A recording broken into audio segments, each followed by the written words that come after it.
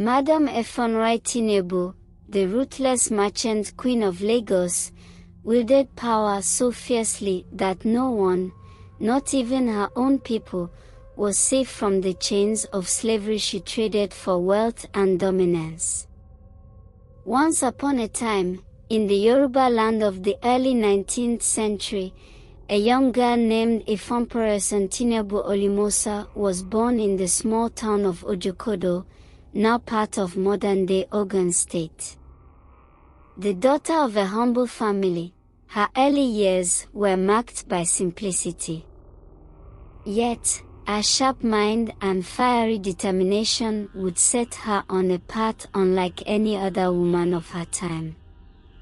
Efunroye's early years provided little indication of the storm she would unleash. She married young, as was customary, but tragedy struck when her husband died. Left a widow, she refused to succumb to despair. Instead, she ventured into trade, beginning with modest goods and learning the intricacies of commerce. By 1833, her second marriage to Oba Adela Johnson, the exiled king of Lagos, introduced her to the political intrigue of Yoruba royalty. Forced to flee with Adele to Badagry, a refuge for Lagos monarchs in exile, Tinubu saw an opportunity where others saw misfortune.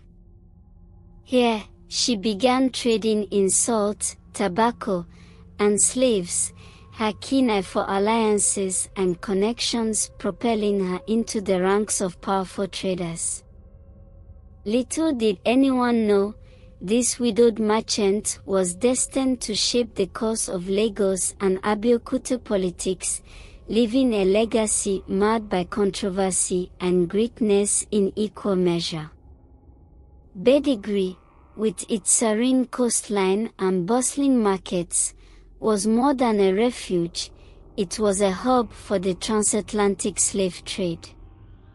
Here, Efunroye Tinubu, now the wife of Oba Adela Johnson, found herself at the crossroads of commerce and human tragedy.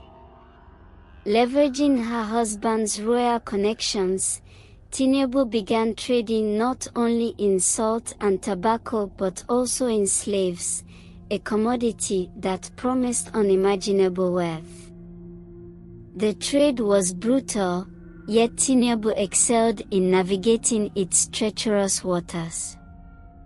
She forged relationships with Portuguese traders and local chiefs, securing a steady supply of captives from the Yoruba hinterlands. The enslaved, shackled and dehumanized, were marched to Badagry's shores, where they awaited transport to the Americas.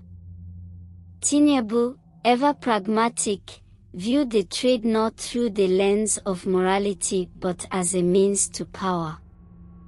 With each deal struck, her influence grew, her coffers swelled, and her name became synonymous with wealth. Yet, whispers of her ambition began to spread. To some, she was a visionary, building an empire amidst chaos. To others, she was a ruthless opportunist, willing to sell her own people for silver and muskets. By 1835, Oba Adel had been reinstated as king in Lagos, but his reign was short-lived.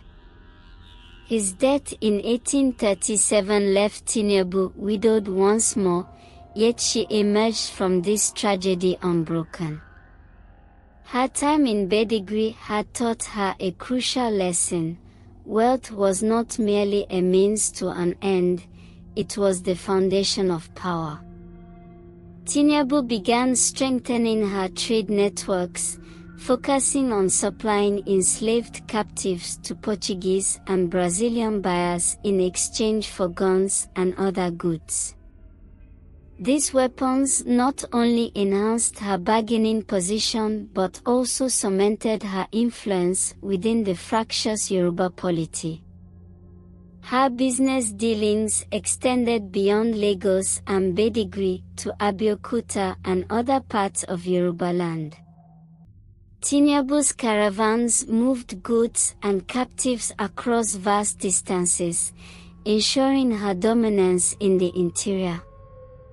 She became adept at negotiating with expatriates, local leaders, and rival traders, outmaneuvering competitors and securing her position as one of the most powerful women in the region. This wealth and influence would soon propel her to even greater heights, but the foundations of her empire were built on the backs of countless lives, a truth that would shadow her legacy forever. As Tinubu's reputation grew, so did her need for allies in powerful places. She married Yusufu Boda, the war captain of Oba Oliowo, strengthening her ties to the Lagos throne.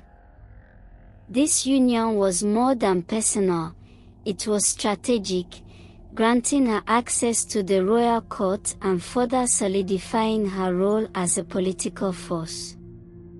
While her new husband fought wars, Tinubu expanded her influence through commerce. She supplied firearms to warring factions, demanding slaves in return. This strategy made her indispensable in both trade and warfare. She gained a reputation as a formidable negotiator, unyielding in her demands and relentless in her pursuit of profit. But Tinubu was not content with being a mere merchant. She began to involve herself in the politics of Lagos, using her wealth and connections to influence decisions within the royal court. Her sights were set on more than just commerce. She sought power, absolute and unshakable. When Oba Oliowo's reign ended abruptly, the Lagos throne was thrown into turmoil. Tinubu saw an opportunity to assert her influence. She championed Akitoy, a candidate she could control, ensuring her interests would be protected. Her financial backing and strategic counsel proved decisive, and Akitoy ascended to the throne. As queenmaker, Tinubu's position became unassailable. Akitoy rewarded her loyalty with lucrative concessions, granting her vast tracts of land in Lagos, some of which would later become the famed Tinubu Square. But her newfound power also attracted resentment. Two prominent Lagos chiefs, Posu and Ajinia, accused Akitoy of granting Tinubu undue privileges. Their rebellion was as much against the king as it was against Tinubu, whose influence had begun to overshadow traditional power structures. Though the uprising was quelled, it was clear that Tinubu's ambitions had made her as many enemies as allies. Oba Akitoy, indebted to Tinubu for securing his ascension, granted her exclusive trade rights with foreign merchants. This power elevated her from a wealthy trader to a figure whose influence rivaled the king himself. Tinubu used these privileges to continue her trade in slaves, exchanging captives for guns and luxury goods with Portuguese and Brazilian merchants. However, Tinubu's growing dominance unsettled many. The whispers of rebellion persisted, fueled by resentment from Lagos elites who saw her as an outsider disrupting traditional hierarchies. But Tinubu, ever calculating, dismissed these threats. Her wealth and her ties to Akitoy gave her confidence that she was untouchable. Even as international pressure to abolish the transatlantic slave trade intensified, Tinubu doubled down, viewing the trade as the lifeline of her empire.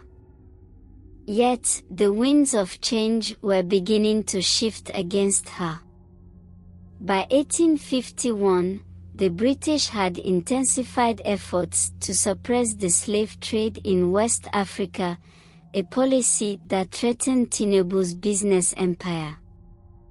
The abolitionist pressure culminated in the 1851 British bombardment of Lagos, known as the Reduction of Lagos. Oba Akitoye, caught between Tinubu's interest and the British demands, reluctantly signed a treaty banning the slave trade. For Tinubu, this was a devastating blow. Her lucrative trade routes were disrupted, and the steady flow of wealth began to waver. But Tinubu was not one to capitulate easily. She pivoted her focus to internal trade, dealing in commodities like palm oil, pepper, and tobacco. Her adaptability allowed her to maintain her position, but the ban marked the beginning of a contentious relationship with British authorities. Tinubu's defiance of British policies did not go unnoticed. Her refusal to relinquish power or fully comply with the slave trade ban made her a target. Meanwhile, her influence over Oba Akitoye continued to grow, prompting unrest among Lagos chiefs. The rift widened when Tinubu secured additional lands from Akitoye, angering rivals who viewed her privileges as excessive. This growing tension culminated in a rebellion led by Lagos chiefs Posu and Ajinia in 1853. Although Akitoye and Tinubu suppressed the rebellion, the unrest weakened Akitoye's reign and paved the way for his son Dosunmu to succeed him. Tinubu, however, remained unshaken, forging an alliance with Dosunmu to secure her continued dominance. Oba Dosunmu's ascension to the throne in 1853 marked a new chapter in Tinubu's story. She played a critical role in his installment, leveraging her resources to consolidate his power. In return, Dosunmu granted her unprecedented authority, including a private security force composed of slaves loyal to her. With this power, Tinubu began executing orders on behalf of the king, making her not only a merchant but also a political enforcer. However, her aggressive campaigns against Brazilian and Sierra Leonean settlers in Lagos drew ire from the British consul, Benjamin Campbell. The settlers, who had amassed significant wealth and influence, clashed with Tinubu over trade and cultural dominance. Tinubu's resistance to their presence, which she saw as subversive to Yoruba traditions, led to violent confrontations. These acts of defiance solidified her reputation as a nationalist figure but also increased British hostility toward her.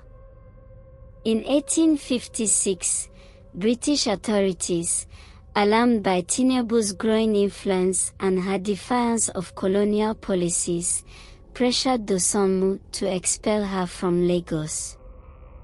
Reluctantly, Dosunmu ordered her exile to Abeokuta, a move that was both a personal and political blow to Tinubu. However, in Abeokuta, Tinubu quickly regained her footing.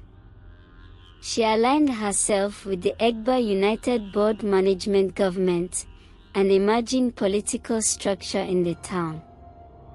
With her characteristic determination, she expanded her business ventures, trading arms and ammunition in addition to traditional goods. Her resilience in Abeokuta marked the beginning of a new chapter, one that would see her wielding influence in Egba politics and standing against colonial intrusion. Abeokuta, though different from Lagos, provided fertile ground for Tinubu's ambitions. She immersed herself in local affairs, earning the trust of Egba leaders. Recognizing her business acumen and strategic mind, they welcomed her into the political fold. Tinubu's contributions to the defense of Abeokuta during the Dahomey invasion of 1863 were particularly noteworthy. She provided arms and resources to the Egba forces, ensuring their victory against the invaders. This act of valor earned her the title of Aolod, a position of immense respect and authority reserved for women of extraordinary influence. Her title placed her at the forefront of Egba politics, giving her a platform to challenge British policies and advocate for the sovereignty of her people. As Aolod, Tinubu wielded power comparable to that of Egba chiefs. She used her position to advocate for policies that favored local autonomy and resisted colonial encroachment. Her influence extended to the economic and social spheres, where she promoted trade practices that empowered the Egba community. Despite her successes, Tinubu faced opposition from factions within Abeokuta. Critics accused her of exploiting her position for personal gain, a charge she vehemently denied.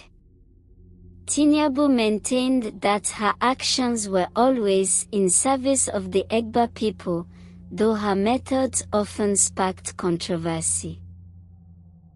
Tinubu's market dominance was not without challenges. Rivals, both local and foreign, attempted to undermine her position, but her keen business acumen and alliances within the Egba government allowed her to outmaneuver them. As a result, she became an indispensable part of Abeokuta's economic and political stability, even as she faced growing scrutiny from colonial officials. The British, eager to consolidate their control over Yoruba territories, began pushing for treaties that would grant them authority over trade and governance in Abeokuta. Tinubu, ever the nationalist, vehemently opposed these moves, rallying the Egba leadership to resist. Her speeches, laced with sharp wit and unyielding resolve, inspired many. Tinubu argued that accepting British terms would erode Egba sovereignty and reduce their people to subservience. Her defiance placed her at odds with British representatives, who viewed her as a formidable obstacle to their expansionist agenda. The tension between Tinubu and the British reached a boiling point when she publicly condemned their interference in Egba affairs. Colonial authorities labeled her a troublemaker and sought to undermine her influence by targeting her trade operations. Tinubu responded by doubling down on her resistance, using her wealth to fund campaigns that opposed British treaties. Her defiance made her a target of relentless scrutiny.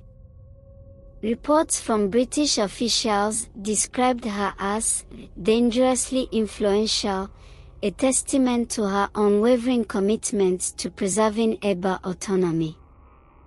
In 1863, the Kingdom of Dahomey launched a large-scale invasion of Abeokuta, seeking to expand its influence. Tinubu played a critical role in organizing the town's defense, supplying arms and rallying fighters to protect their land. The battle was fierce, but the Egba forces, bolstered by Tinubu's strategic contributions, emerged victorious. Her role in the victory further solidified her status as a leader and protector of Abeokuta, earning her the gratitude and respect of her people. Tinubu's staunch opposition to colonial policies came at a personal cost. Her business faced disruptions as British officials sought to limit her influence. Rivals capitalized on the situation, spreading rumors to tarnish her reputation. Despite these setbacks, Tinubu remained steadfast. Her resilience inspired a new generation of leaders who admired her courage and vision. However, the mounting challenges signaled the beginning of a more turbulent phase in her journey. As British pressure intensified, Tinubu shifted her focus to rallying internal unity within Abeokuta. She called for an alliance between the Egba chiefs and other Yoruba leaders, emphasizing the need for collective resistance against colonial domination. Her diplomatic efforts bore fruit, leading to a temporary truce among warring factions within Yoruba land. This newfound unity strengthened the region's position, allowing them to push back against British encroachment. In 1864, Tinubu's contributions were officially recognized when she was named Ayalode of Abeokuta. This title solidified her role as the foremost woman in Egba politics, granting her a voice in major decisions. As Ayalode, Tinubu spearheaded initiatives to empower women and strengthen Abeokuta's economy. She also used her position to challenge British policies, further cementing her legacy as a champion of her people. As Tinubu settled into her role as Ayalode in Abeokuta, whispers of her past as a slave trader resurfaced, causing tension within the Egba community. While she had garnered respect for her contributions during the Dahomey invasion, some questioned the morality of her wealth, much of which was rooted in the misery of the slave trade. Tinubu's trading networks were vast, and even in Abeokuta, she found ways to discreetly continue her dealings with European merchants. These transactions, though profitable, attracted criticism from traditionalists who viewed slavery as a stain on Yoruba dignity. Tinubu, however, dismissed such concerns, arguing that her trade was necessary for the survival and defense of the Egba people. Her defiance and refusal to renounce the slave trade sparked heated debates among the Egba chiefs. Some saw her as a visionary who used any means necessary to secure resources for her people. Others labeled her a traitor, selling her own kin to foreign masters. Tinubu's trade in slaves wasn't merely for profit, it was deeply tied to her strategy for power. She exchanged captives for guns, which were then used to fortify Abeokuta against external threats like Dahomey and internal rivalries among Yoruba factions. The British, now expanding their influence in Nigeria, were acutely aware of Tinubu's dealings. Reports from colonial officials described her as a dangerous woman who wielded economic power with ruthless precision. To them, she was a relic of a dying era, clinging to the slave trade despite mounting abolitionist pressure. Tinubu countered these accusations by positioning herself as a nationalist. She argued that her trade partnerships provided Abeokuta with the tools to remain independent from colonial domination. Yet, the irony of her actions, defending her people while selling others, was not lost on those who opposed her. In 1865, a scandal erupted when a group of enslaved captives, bound for Portuguese merchants, escaped and sought refuge in Abeokuta. The incident brought Tinubu's dealings into sharp focus. The escapees claimed they had been sold by Tinubu's intermediaries, a revelation that shocked even her staunchest supporters. While Tinubu denied direct involvement, the evidence was damning. Her critics seized the moment, accusing her of betraying the very people she claimed to protect. Tinubu, however, was unyielding. She argued that the captives were war prisoners, destined for death if not traded. Better they serve abroad than perish here, she declared, a statement that further divided opinion on her legacy. Colonial authorities, emboldened by the growing abolitionist movement, began targeting Tinubu's trade routes. British ships patrolled the coast, intercepting slave vessels and arresting merchants linked to her network. Tinubu, ever resourceful, adapted by moving her operations inland, where British influence was weaker. Her defiance infuriated the British consul, who described her as a thorn in the side of progress. Tinubu's ability to outmaneuver colonial forces became legendary, but it also painted a target on her back. Her relentless pursuit of power and wealth, despite mounting opposition, made her a symbol of both resistance and controversy.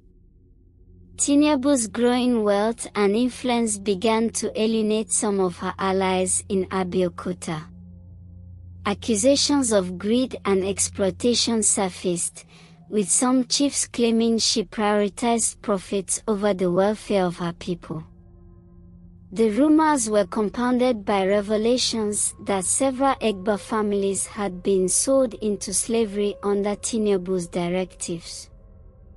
A particularly vocal critic, Chief Folarin, accused Tinubu of orchestrating the sale of captives during internal disputes, branding her merchant of misery. Tinubu responded with characteristic ferocity, publicly denouncing Folarin as a coward who failed to defend Abeokuta during the Dahomey invasion.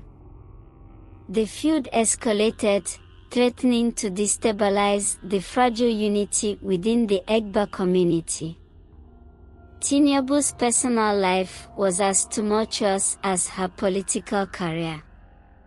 Following the death of her second husband, Yusufu Boda, she remained unmarried, using her widowhood as a shield against critics who sought to undermine her authority. Her rivals often weaponized her past, accusing her of amassing her fortune on the backs of countless enslaved men, women, and children. Tinubu, unrepentant, famously declared, "A woman must wield iron in a world of fire." This defiant proclamation solidified her reputation as a formidable figure but also deepened the divisions within Abeokuta. The feud between Tinubu and her critics reached a breaking point when a coalition of Egba chiefs demanded her resignation as Ayalode. They accused her of exploiting her position for personal gain, citing her ongoing slave trade as evidence of her moral unfitness. Tinubu, refusing to step down, rallied her supporters, emphasizing her contributions to Abeokuta's defense and economy. She argued that her actions, controversial as they were, had ensured the town's survival in an era of unprecedented challenges. Her defiance split the council, with some chiefs supporting her while others called for her removal. The stain of slavery loomed large over Tinubu's legacy. While her contemporaries lauded her for her economic prowess and political acumen, the human cost of her ambition was undeniable. Accounts of families torn apart and villages decimated by her trade deals began to surface, casting a shadow over her achievements. Tinubu's ability to compartmentalize her actions was remarkable. She justified her trade as a necessity in a world where survival demanded sacrifice. Yet, for many, her rationale was insufficient to excuse the suffering she had inflicted. The British consul, frustrated by Tinubu's resilience, sought to weaken her by supporting her political rivals. Using trade restrictions and diplomatic pressure, the British attempted to isolate Tinubu, undermining her economic base. Tinubu, however, was not easily cowed. She countered by forging alliances with French and Portuguese merchants, ensuring a steady flow of resources despite British interference. Her ability to adapt to shifting circumstances kept her ahead of her adversaries, but the cost of maintaining her empire was becoming increasingly unsustainable. Tinubu's alliances with French and Portuguese merchants strengthened her grip on the slave trade, allowing her to bypass British restrictions. Her inland trade networks expanded further, drawing captives from neighboring Yoruba territories and beyond. The scale of her operations was staggering. Entire villages were raided under the guise of conflict, with survivors captured and sold into slavery. Tinubu's men, armed with European muskets, enforced her will ruthlessly. For every shipment of captives, her empire grew richer, but so did the resentment against her. Rumors of betrayal spread like wildfire. Families within Abeokuta began to fear that any dispute with Tinubu could lead to their capture and sale. Her dominance, once admired, began to feel oppressive. But Tinubu, aware of her precarious position, focused on maintaining her power at all costs. The British consul, Benjamin Campbell, intensified efforts to dismantle Tinubu's trade empire. They framed her as a criminal operating outside the bounds of international law and pressured Egba authorities to sever ties with her. Tinubu responded by reinforcing her alliances with local chiefs who benefited from her trade. She promised protection, weapons, and economic opportunities in exchange for loyalty. To her supporters, she was a protector; to her enemies, a tyrant. The British, however, were relentless. They began intercepting caravans linked to Tinubu, confiscating goods and freeing captives.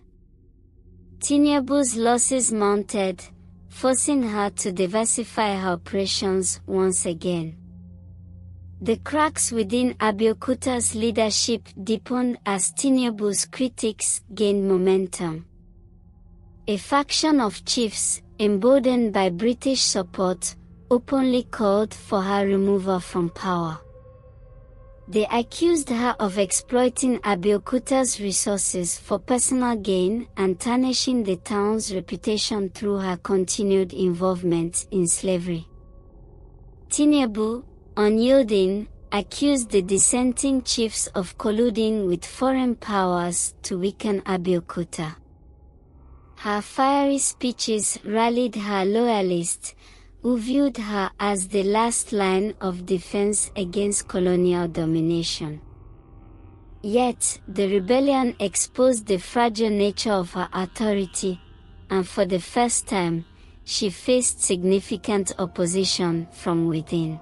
In 1866, another scandal erupted when a group of captives destined for sale escaped and exposed Tinubu's involvement. They claimed to have been sold by intermediaries working directly under her orders. The British seized the opportunity to publicize the story, framing Tinubu as the face of African complicity in the slave trade. The revelations further divided the Egba leadership. While some defended Tinubu, arguing that she was merely a product of her time, others saw the scandal as proof of her moral bankruptcy. Tinubu's carefully constructed image of a nationalist protector began to unravel.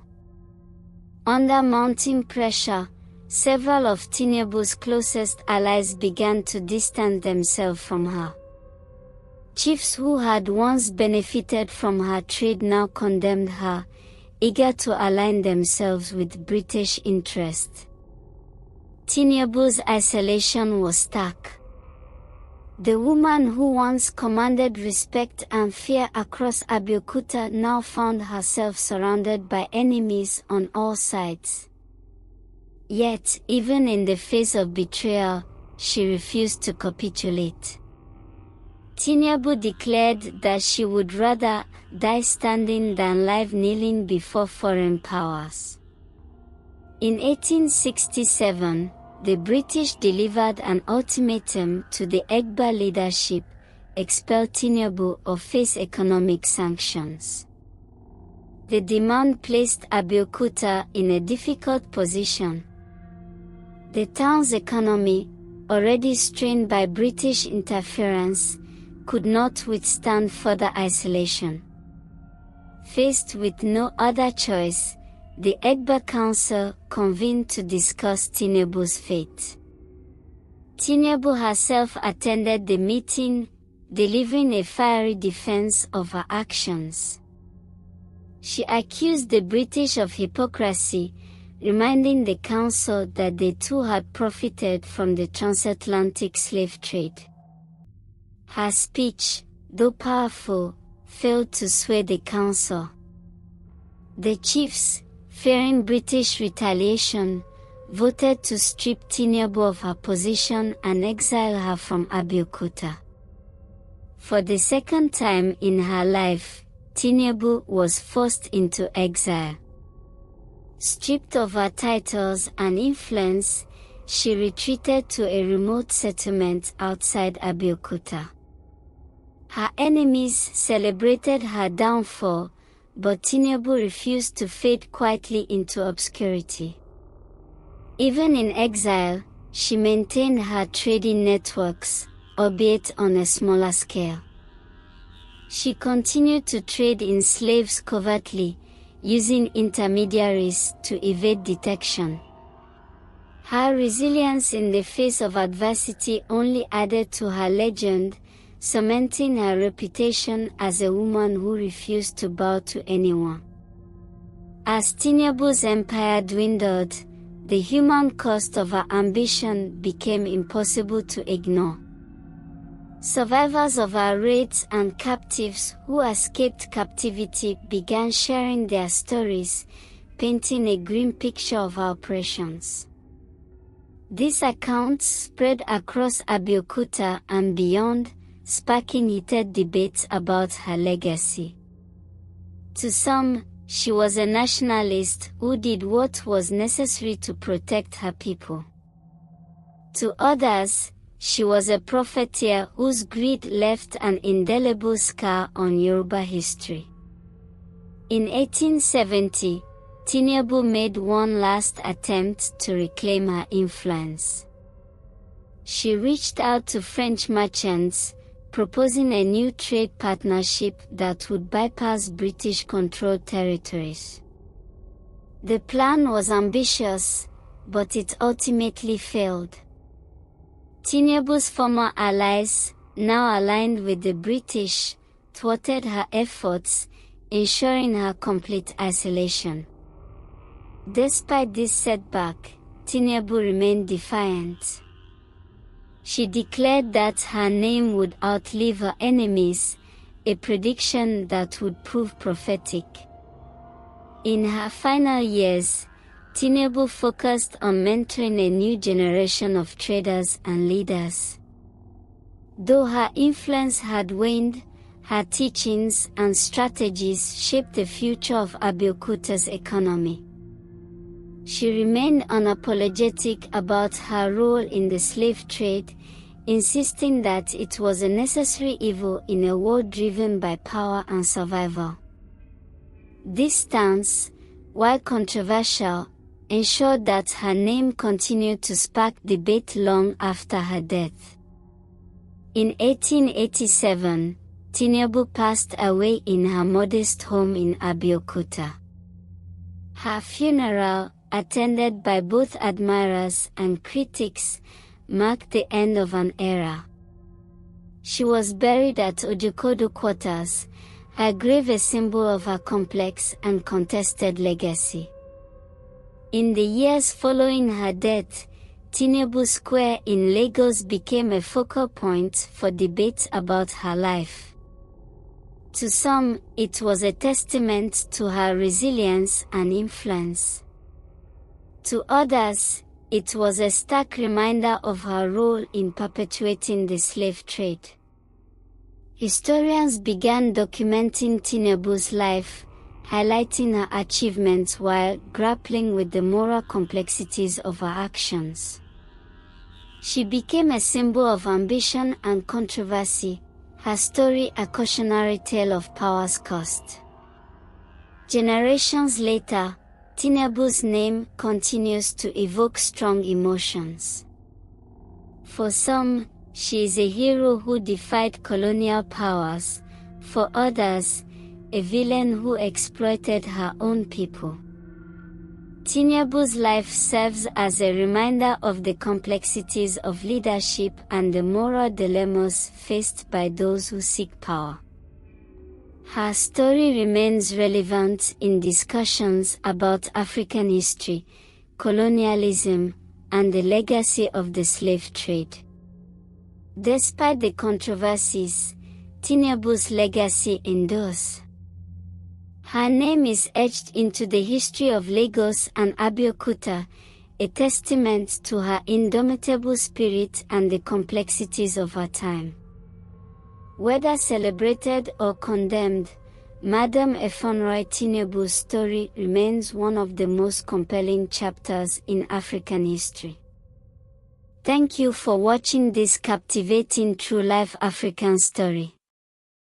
Remember to like, leave a comment, and subscribe to our channel for more engaging and inspiring content.